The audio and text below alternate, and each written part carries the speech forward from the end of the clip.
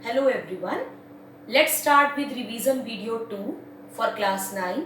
Now we are going to revise chapter 4. In the last video we have revised chapter 3. So what we are going to do in chapter 4? What is the title of this chapter?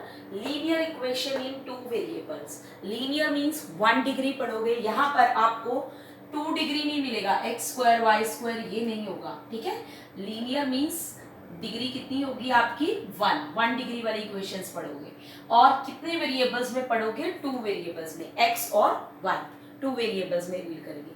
अब इसकी basic जो equation होती है linear equation in 2 variable की, वो आपकी होती है ax plus by plus c equal to 0. ठीक है. जनरली राइट साइड पे अगर हम 0 लिखे तो जनरली आपकी लीनियर इक्वेशन इन 2 वेरिएबल्स उसकी स्टैंडर्ड फॉर्म अगर जनरल फॉर्म कहें तो वो इस फॉर्म में होती है, जहां पर a है x का कोफिशिएंट, b है y का कोफिशिएंट. कोफिशिएंट क्या होता है? जिससे वो मल्टीप्लाई हो रहा है. तो x किससे मल्टीप्लाई हो रहा है? a से. तो a जो है वो क्या है? Coefficient of x. ठीक है. Coefficient of x. अगर मैं पूरा लिखूं तो इस तरह से लिखेंगे कोफिशिएंट ऑफ x. इसी तरह से b है कोफिशिएंट ऑफ y और c इज अ कांस्टेंट जिसके साथ आपके कोई भी वेरिएबल नहीं है. x और y में से दोनों में से कोई भी वेरिएबल नहीं है. ठीक है. इस तरह से हम कई इक्वेशंस लिख सकते हैं. ये सारी इक्वेशंस आपकी जो हैं मान लो इस तरह से है, तो आप इस इक्वेशन को इस फॉर्म में लिख सकते हैं. -5 है, इसे इधर लिख लीजिए, +5 बन गई स्टैंडर्ड फॉर्म. तो आप किसी भी जो भी 2 वेरिएबल्स में आपकी इक्वेशन गिवन है उसको आप इस फॉर्म में लिख सकते हैं. सपोज आपको गिवन है y is equal to 2x और आपने स्टैंडर्ड फॉर्म में लिखना है, तो आपकी इक्वेशन चाहे तो आप x माइनस 2x इधर ले आइए और ये है प्लस y और प्लस 0 इज इक्वल टू 0. मैंने यहाँ पर c के लिए 0 लिखा है, आप इसे स्किप भी कर सकते हैं. तो अगर मैं इस इक्वेशन से कंपेयर करूं जनरल इक्वेशन से, तो यहाँ पर मेरा a है -2, b है जो y का कोफिशिएंट है 1, by एंड c जो कांस्टेंट है वो 0 है. तो सिंपली ये जो इक्वेशन हमें दिख रही थी जो 1 डिग्री में थी, यहाँ पर पावर्स 1 है और हमने इसको किस फॉर्म में लिख दिया? स्टैंडर्ड फॉर्म में, इस फॉर्म में लिख दिया. तो हम सिंपली एक साइड पर लाकर राइट साइड पे 0 लिख देंगे और हम इक्वेशन इस फॉर्म में ला सकते हैं. ये तो हो गया कि आपकी लीनियर इक्वेशन इन 2 वेरिएबल्स की जनरल फॉर्म कैसी होती है और आप और इक्वेशंस उनको कैसे लिख सकते हो. अगर आपको कोई इक्वेशन दी हुई है तो आप उसकी फॉर्म में लिखकर कंपेयर करके कोफिशिएंट्स बता सकते हो. सपोज आप एक और एग्जांपल लेते हैं. आपको गिवन है 5x is equal to y. अब कहा है कि इस इक्वेशन को स्टैंडर्ड फॉर्म में लिखो. जो लीनियर इक्वेशन इन 2 वेरिएबल्स की स्टैंडर्ड फॉर्म है उसमें लिखो. तो स्टैंडर्ड फॉर्म आपकी ये होती है जो हमने लिखी है. दिस इज स्टैंडर्ड और जनरल फॉर्म. ठीक है. तो आप इसमें कैसे लिख सकते हैं? तो आप इसमें पहले होता है ax, तो ये रहा ax. फिर होता है by, इसको इधर ले आइए -y. राइट साइड पे होता है 0. तो आप इस फॉर्म में लिख दिया आपने. आप इससे कंपेयर भी कर सकते हैं, ये जनरल फॉर्म हो गई. ठीक है. c के लिए आप 0 लिख भी सकते हैं, हटा भी सकते हैं, सिंपली ऐसे भी लिख सकते हैं, तब भी करेक्ट है, क्योंकि 0 अगर आप ना भी लिखे तो भी चलेगा.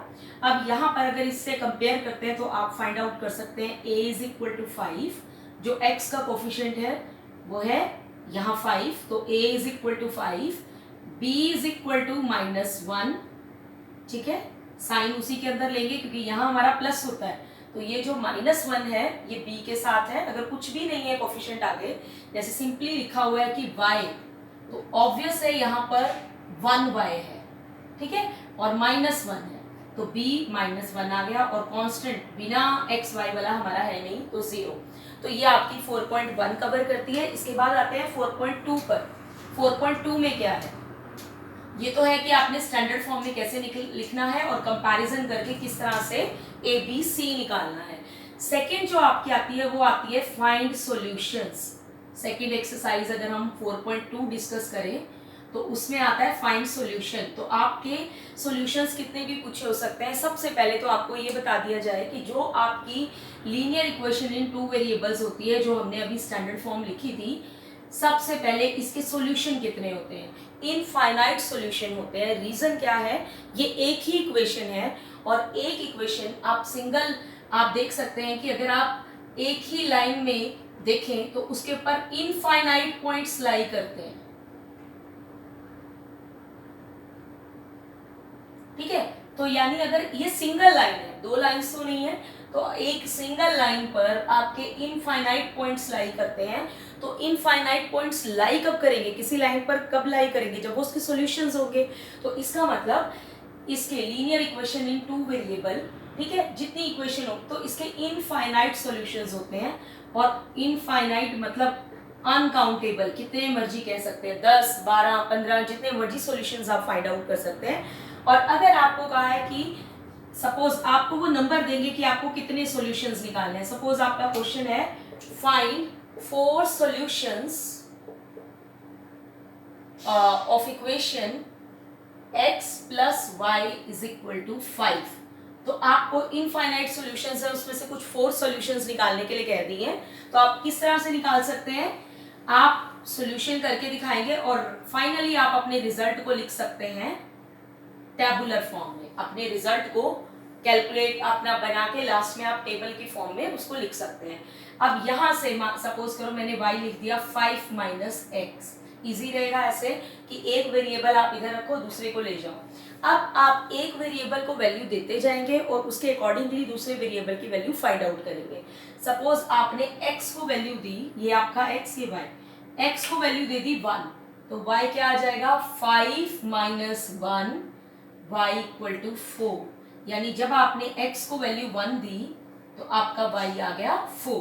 तो आप यहां लिख रहे हो। इसी तरह से जब आपने x को वैल्यू, इसी एक्सप्रेशन में x को अगर आपने वैल्यू दे दी 2, अब आपने x को क्या वैल्यू दे दी 2, ये आपने अपने आप एज्यूम करनी है वैल्यूज x की। आप नेगेटिव भी दे सकते हो, 0 भी दे सकते हो, पॉजिटिव भी दे सकते हो। तो 5 माइनस 2, y आपका कितना आ गया 3। 5 माइनस 2 इज 3। आपने x को वैल्यू दी 2 और y कितना आया 3। तो ये आपका दूसरा सॉल्यूशन हो गया। पहला सॉल्यूशन हो गया 1,4। आप सॉल्यूशन को इस फॉर्म में भी लिख सकते हैं, टेबुलर फॉर्म में भी लिख सकते हैं। और दूसरा सॉल्यूशन आया, पहले आप x लिखेंगे और y आया 3। इस तरह से आप x को अलग अलग वैल्यूज देकर बाकी के सॉल्यूशन भी कंप्लीट कर सकते हैं और जितने सॉल्यूशंस आपको गए हैं आप निकाल सकते हैं। इसके अलावा आपका 4.2 में और क्या है कि आपको सॉल्यूशन गिवन है और आपको कहा है कि अननोन वैल्यू निकालो। सपोज आपको इक्वेशन गिवन है kx plus y equal to 4 और आपको कहा है फाइंड दिस k, आपको k कहा है। तो अगर आपको इक्वेशन दी है और उसमें कुछ मिसिंग है x या y का कोफिशिएंट, तो वो आपको सॉल्यूशन बताएंगे। अभी इससे पहले जो मैंने एग्जांपल दिया है उसमें आपको इक्वेशन प्रॉपर्ली गिवन थी, उसमें आपको कोई k वगैरह नहीं था, सब वेरिएबल्स ही थे, सिर्फ x और y, और आपको सिर्फ उसके सॉल्यूशंस निकालने थे। अब यहाँ पर अननोन आ गया है k, x और y के अलावा एक k दिख रहा है आपको उस k की वैल्यू निकालनी है। तो अगर k की वैल्यू निकालनी होगी तो वो आपको एक सॉल्यूशन जरूर बताएंगे। एक सॉल्यूशन सफिशिएंट है इस k की वैल्यू को बताने के लिए। सपोज आपको वो कह देते हैं 20 इज इट्स सॉल्यूशन, तो आपको एक सॉल्यूशन बता दिया उन्होंने और कहा है कि इस सॉल्यूशन, अगर ये इसका सॉल्यूशन है तो k बताओ कितना है। तो आपने ये अगर इसका सॉल्यूशन है तो इस इक्वेशन को सेटिस्फाई करेगा। मतलब ये सॉल्यूशन अगर मैं x की जगह 2 पुट करूंगी इस इक्वेशन में और y की जगह 0, ये x है आपका और ये y, तो आपकी लेफ्ट साइड और राइट साइड इक्वल होगी। तो अब देखते हैं लेफ्ट साइड क्या होगी k। अब x की जगह मैं पुट कर रही हूँ 2 क्योंकि इसका सॉल्यूशन है, प्लस y की जगह मैं पुट कर रही हूँ 0 इक्वल टू 4। तो मेरी इक्वेशन बन गई 2k इज इक्वल टू 4। मैंने इक्वल का साइन लगा दिया इसमें क्योंकि लेफ्ट साइड और राइट साइड इक्वल होगी ये वैल्यू पुट करने पर, ठीक है। और यहाँ से k की वैल्यू कितनी आ गई 4/2, 2, तो k की वैल्यू आ गई 2। तो 4.2 में आपके दो तरह के क्वेश्चंस हैं।